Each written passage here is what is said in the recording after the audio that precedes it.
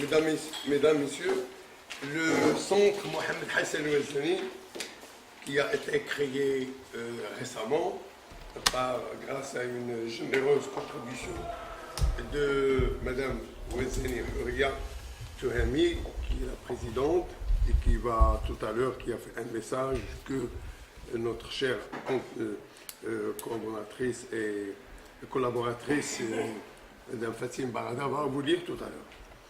Alors, le centre Mohamed Hassan Ouazzani a l'honneur et le grand plaisir de recevoir aujourd'hui parmi nous un éminent professeur-chercheur de l'université marocaine, professeur Mohamed El Mouqeit, qui est devant vous. Monsieur Mohamed El Mouqeit, professeur Mouqeit, comme vous le savez, est docteur d'État en sciences politiques de l'université de Paris 2 et il est actuellement professeur en sciences politiques et bien sûr en droit public dans notre faculté, à la faculté de droit de Casablanca. Je peux vous dire, c'est l'un de nos meilleurs professeurs-chercheurs. C'est Mohamed El Mouqeit est très discret. Il travaille dans l'ombre, mais c'est un grand combattant des droits de l'homme et des libertés publiques, aussi bien dans ses cours que dans ses écrits. Il a d'ailleurs à sa charge beaucoup de publications, aussi bien des ouvrages et des articles de doctrine dans différents domaines de sciences politiques et du droit public. Ses principaux axes de recherche sont les libertés publiques, bien entendu, il va nous parler tout à l'heure de la liberté de conscience, les droits de l'homme, les droits de la femme. Il a travaillé beaucoup sur la femme, sur la Moudouana, ses apports dans ce domaine sont très importants, l'islam et le monde musulman. Et puis, il ne faut pas oublier aussi la philosophie politique.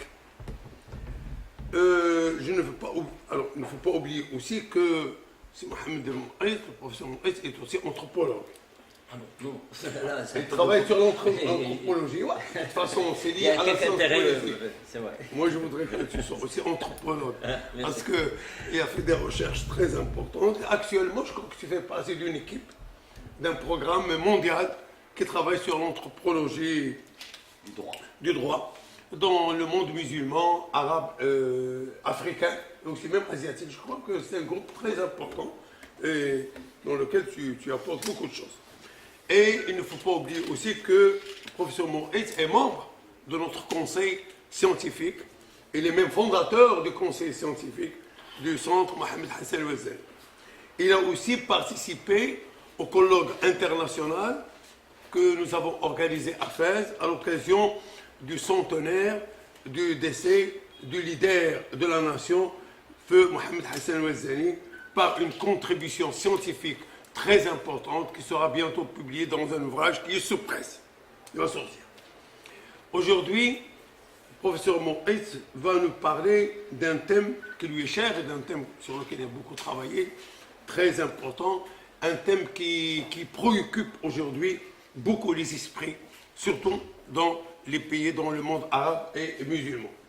Il s'agit bien entendu de la liberté de conscience. Hurriyat Damer.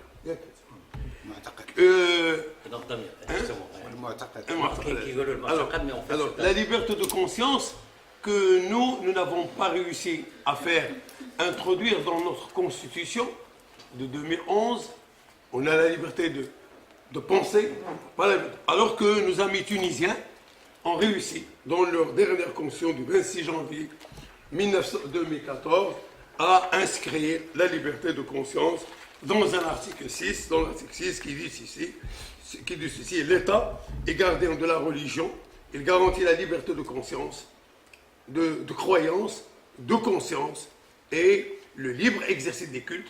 Il est le garant de la neutralité des mosquées et des lieux de culte par rapport à toute instrumentalisation partisane.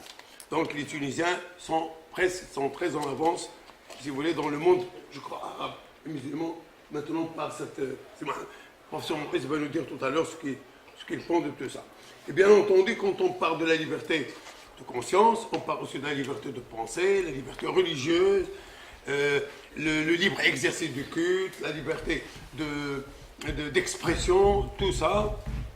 Le professeur Mouqeit va vous en parler, va nous en parler en détail dans cette conférence.